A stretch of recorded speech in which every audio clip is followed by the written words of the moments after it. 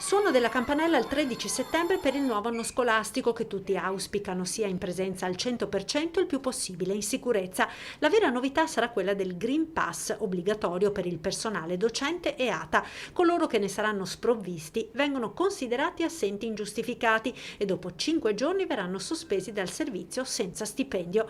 Le polemiche non mancano anche se alla fine in Veneto sembra siano rimasti pochi insegnanti non ancora vaccinati. Quanti esattamente però ancora non si sa, visto che la privacy impedisce all'ufficio scolastico di incrociare i propri dati con quelli dell'anagrafe vaccinale. Si dovrà quindi attendere il 13 settembre per vedere sul campo quanti non esibiranno la certificazione verde al preside.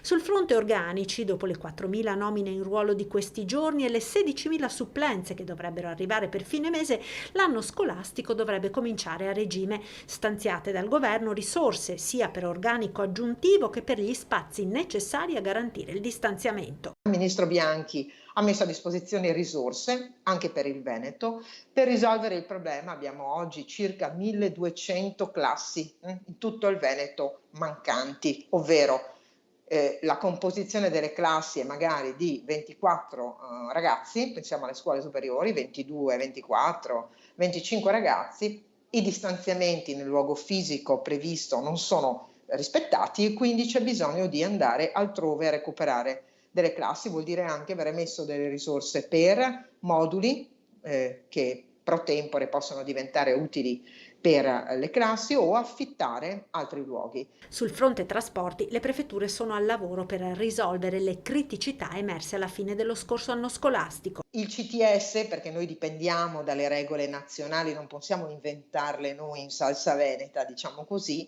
le regole sono che un pullman può essere occupato per l'80% della capienza.